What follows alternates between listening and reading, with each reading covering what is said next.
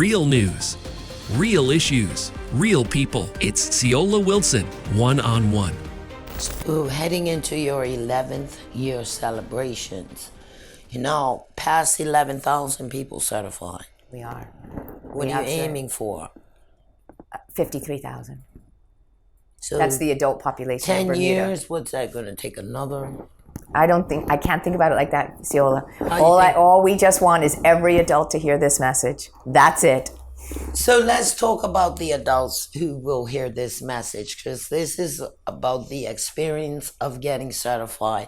You think 3 hours, I'm going to fit that in, but what about the single parent mothers? But in real life, it might be one thing to get certified, but your real life issues, I'm living in a house, it's 10 of us, 2 bedrooms, people sleeping in shifts, children are home, people are not working, a lot of unsupervised stuff, What's the answer? Because this is every day in certain areas. We know about it.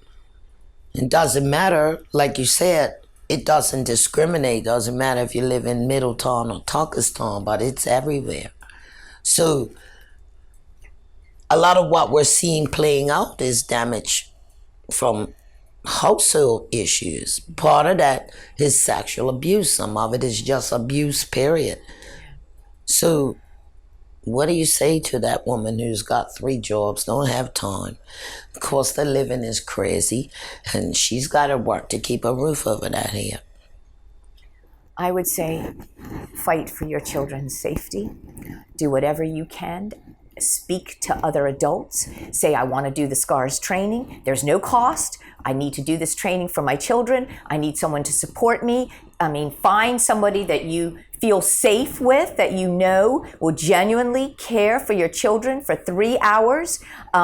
Listen to your instinct. You're investing in your child by taking this training, by sitting there for 3 hours and making yourself empowered, educated. Find someone to support you.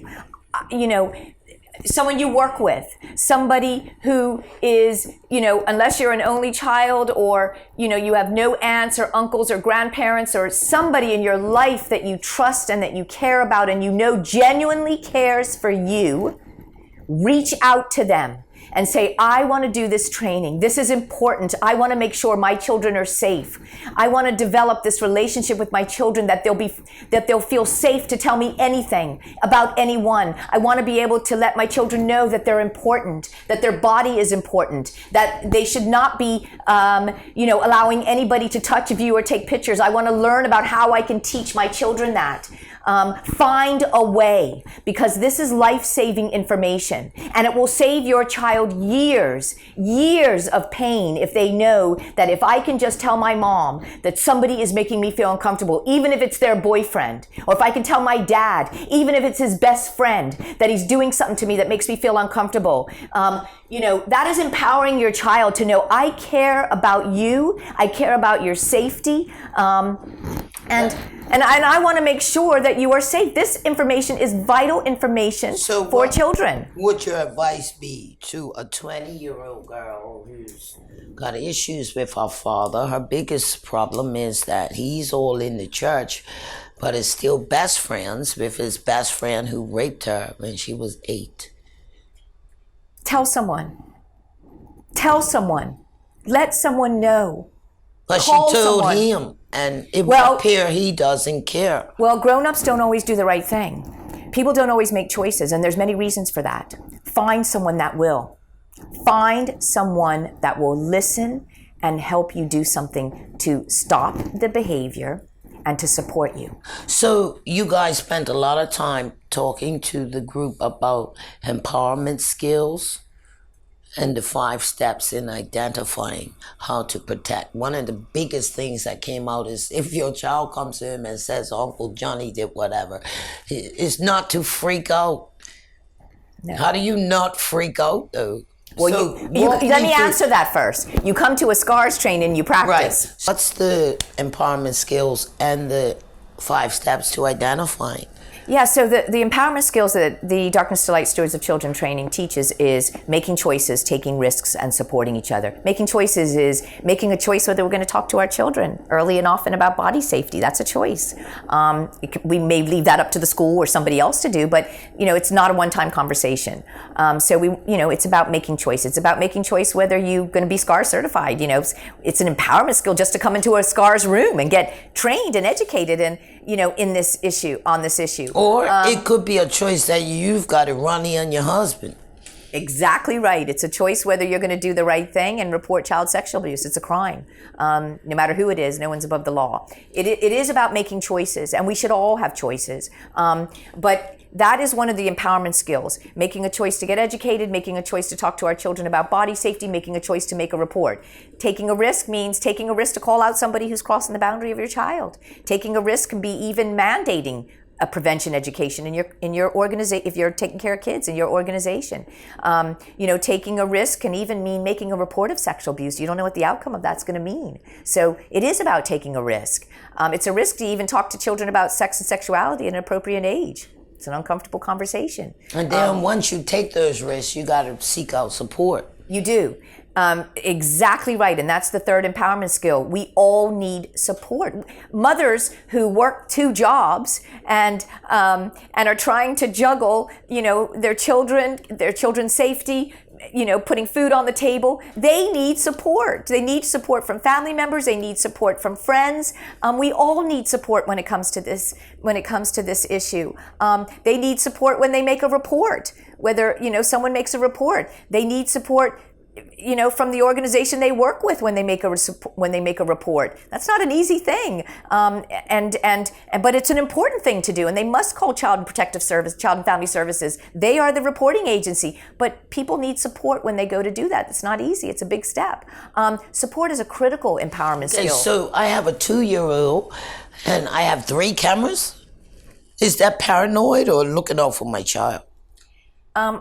And I'm not judging, I'm just saying, because some parents are really paranoid. Yeah, and some parents are germaphobes, some parents are like, don't touch my baby. Yeah. Some people are like weird. Yeah, well, we just talked about making choices. That's a choice but people have. But is 3 nanny cameras paranoid? Listen, I am not here to judge people. All we want is safe children. Children are in safe environments, and whatever that takes and whatever people want to do, we can't control that. What we would say is, the other thing is you have a conversation directly to a babysitter and say, I have talked to my if they're of that age, I've talked to my children about their bodies, and I've talked about nobody should touch or view or take pictures of their private body parts. Just letting you know that. You're going to be babysitting my child. Or it can be making a choice saying, listen, you want a baby? Wait, Ciola. Making a choice could be, I want you to babysit my children, but I really want you to do this 3-hour training. Because a child might disclose to a babysitter before they even disclose to a parent that something has happened. So you want to equip your babysitter with what happens if the child ever tells. So those are the 3 empowerment skills: making choices, taking risks, supporting each other. And Darkness to Light feels it does take those 3 that will help you carry out 5 steps, as you said. The first one is we've got to find out what sexual abuse is. It isn't only penetration. Could be looking at naked images of children on a device. It can be 25% are women. Most cases are in isolated one-on-one situations. Sex offenders don't do this in front of other people. It's their shame, their secret. They're going to hide it. They're going to look for that isolated one-on-one. So you want to scan your environment. That is really about learning the facts. You talk about teaching children to self-advocate. Yeah. At what age, though? Well, age 4. Your body is very special and private. Nobody touches you in your private areas. And if they do, you come and tell mommy. That's self-advocating. Some children don't know the difference between a good touch and a bad touch. Well, first of all, no one should be touching them in their private body parts, except mommy, daddy, doctor with mommy and daddy there. And you explain what that means. Those are private body parts. And a child can understand that, that they are very special and they shouldn't touch others. It's not only about nobody touching them. They shouldn't do that to others. That's a very important message to let children know, that those areas are private and special. Learning the facts. is the first step. The second step is, what do we do to minimize the opportunity? Because sexual abuse is preventable. There are things that we can all do. And then the third step, as you heard, was talking about it, right?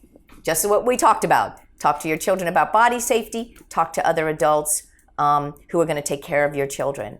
Have that conversation on what your boundaries are for your children. And also talk to organizations who take care of your children about where are their policies. Where can you find a copy of their policies? Every organization who opens their doors to our precious children should have safe policies, every single one of them. They should have codes of conduct. They should have social media policies. They should have transportation policies. If you're transporting children, there should be, safe guidelines.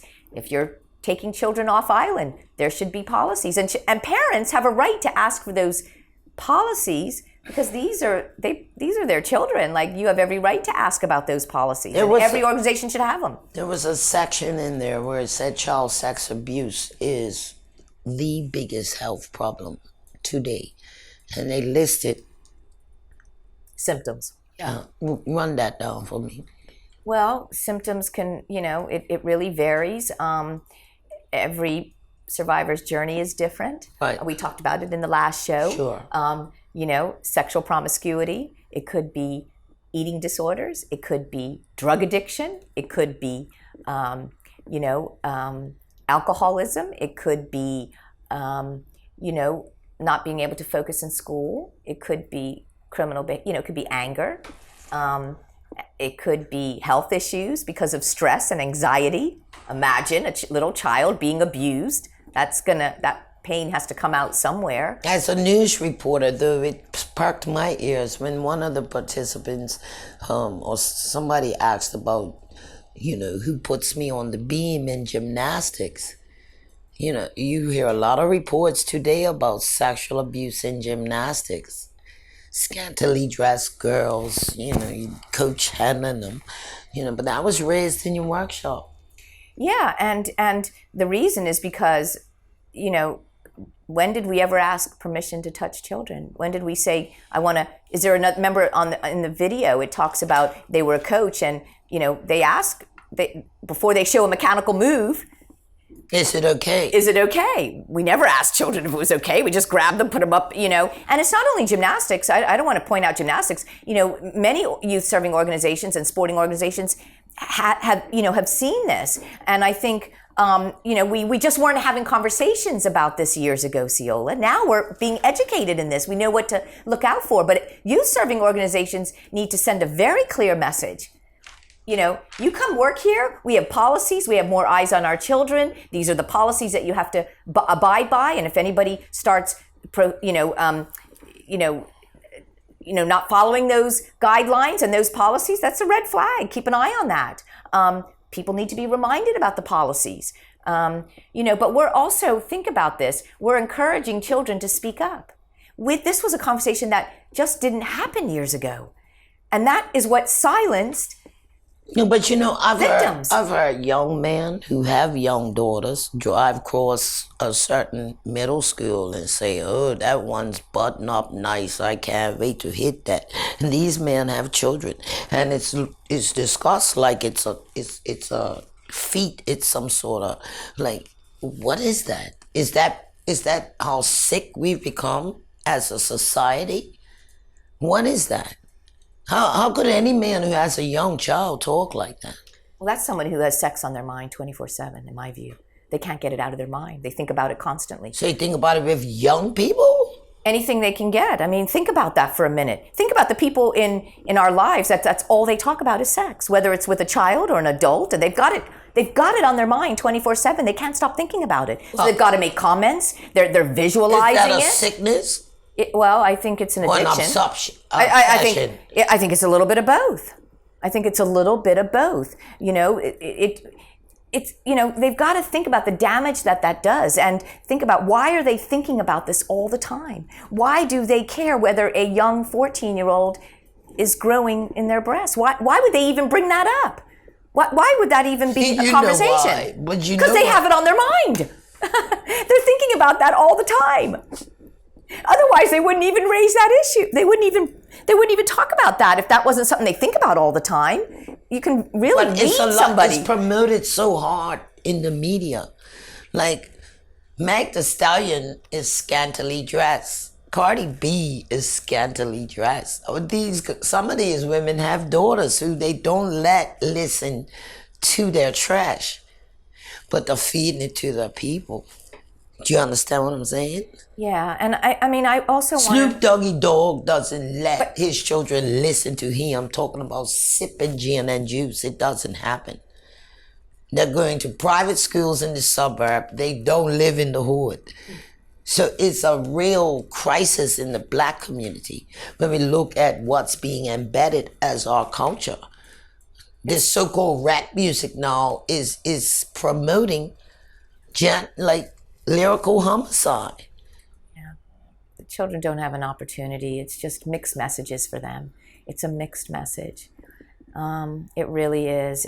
But one thing I do want to say, I don't care what a child's dressed like. I don't care what a child says.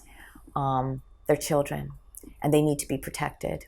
And we need to teach them. We need to teach them about body safety, and provide them with value to let them know that they are very valuable, and that is not where we find love, because it's never going to be filled. Sex is never going to make someone feel loved forever. I mean, looking for love in all the wrong places. Okay, we'll be back to wrap up in just a moment. Stay with us.